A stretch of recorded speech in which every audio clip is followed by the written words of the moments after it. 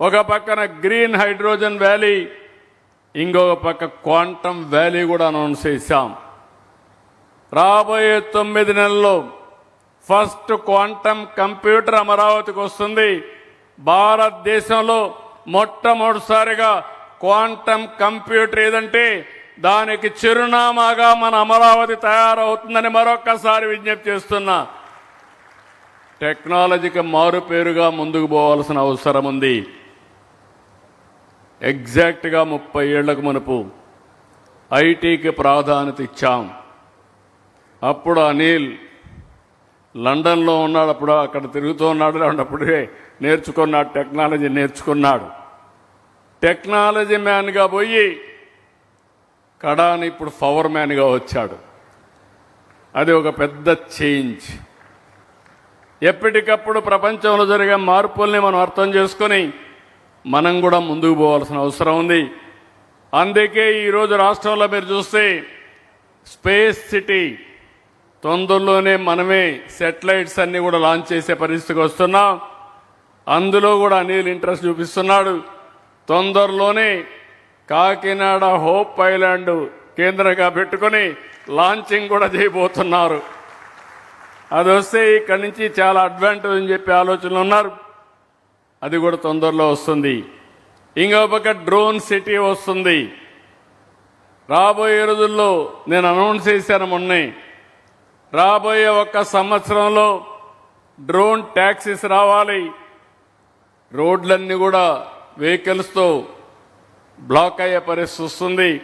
అదే సమయంలో డ్రోన్స్ కూడా ఉపయోగించుకోవాలి. నిన్న ఒక ఆయన వచ్చి తమిళనాడు నుంచి అన్నామలై యూనివర్సిటీ నుంచి నా దగ్గర టెక్నాలజీ రెడీగా ఉంది. డ్రోన్ ఏదైతే మన మొబైల్ ఇవన్నీ మనం హాస్పిటల్ పెడుతున్నాం, అంబులెన్స్లు పెడుతున్నాం. డ్రోన్ అంబులెన్స్కి రెడీగా ఉన్నాడు. ఈ సంవత్సరమే 2026లో ఆంధ్రప్రదేశ్లో డ్రోన్ అంబులెన్స్ కూడా ఇనాగరేట్ చేయడానికి సిద్ధం అవుతున్నామని చెప్పి కూడా నేను మీకు తెలియజేస్తున్నా. ఇంకొక పక్కన విమానాలు తయారు చేయడం అన్నీ కూడా ఆయన ఆయిల్ తయారు చేసి ఎథనాల్ ఇవన్నీ కూడా తయారు చేసి మేము విమానాలు మ్యానుఫ్యాక్చరింగ్ ఆంధ్రప్రదేశ్ని తయారు చేయాలని ఏరోస్పేస్ సిటీ కూడా ఏర్పాటు చేస్తున్నాం. ఎలక్ట్రానిక్ సిటీ ఇక్కడ వస్తుంది. సెమీ కండక్టర్ మీద శ్రద్ధ పెడుతున్నాం. డిఫెన్స్ హబ్స్ని స్పోకన్ మోడల్లో పెట్టాం. ఇంకో పక్క పెద్ద ఎత్తున డేటా సెంటర్స్ కూడా వస్తాయి, రోబోటిక్స్ వస్తాయి. ఈరోజు అనిల్ కానీ మహేష్ గారు కానీ వాళ్ళు చేసే ప్రయత్నానికి ఆంధ్రప్రదేశ్ ప్రభుత్వం కూడా ముందుకు పోవడానికి నిన్నే నేను ఏపీ ఫస్ట్ అనే ఒక ప్రాజెక్ట్ని కన్సీవ్ చేశాం. ఇది మీరు చూస్తే Andhra Pradesh government, IIT Tirupati, IISER Tirupati, public private పార్ట్నర్షిప్తో అన్ని కంపెనీలు కలిసి futuristic innovation and research in science and technology మీద ఒక R&D సెంటర్ కూడా పెడుతున్నాం. నా ఆలోచన ఒకటే, ఫ్యూచర్ నాలెడ్జ్ ఎకానమీది.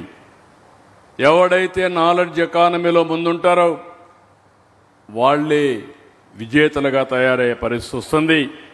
ఇది సంపదకు చాలా అవసరం.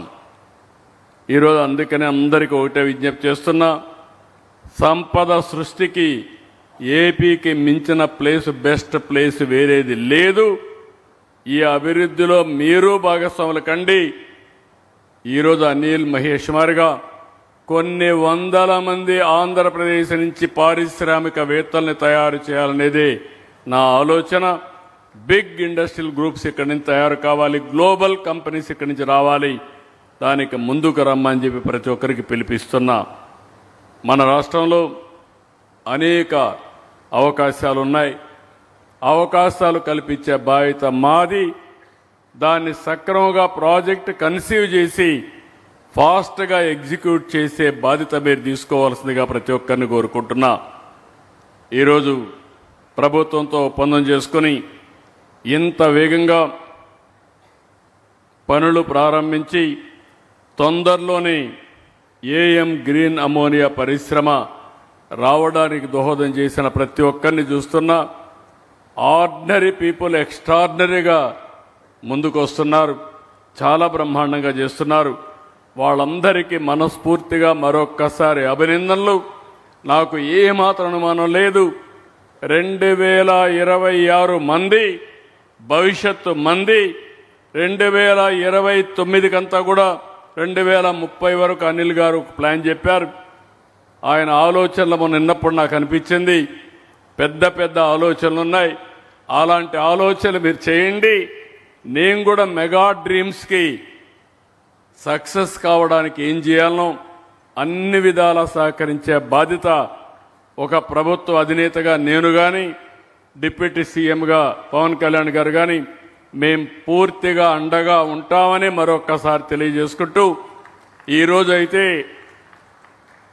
నేను రావడానికి బయలుదేరుతా ఉంటే నా హెలికాప్టర్ మొరాయించింది. అయితే నేను ఆలోచించాను, రావాలంటే మళ్ళీ కొంత శ్రమ పడుతుంది, ప్రోగ్రాం కూడా వాయిదా పడుతుంది. కానీ రాకపోతే నేను వర్చువల్గా పార్టిసిపేట్ చేయొచ్చు, కానీ అంత ఇంపాక్ట్ ఉండదనే ఉద్దేశంతో లేట్ అయినా పర్వాలేదు, ఇది ఒక హిస్టారికల్ ఈవెంట్, ఈ ఈవెంట్లో భాగస్వామి కావాల్సిన అవసరం ఉంది.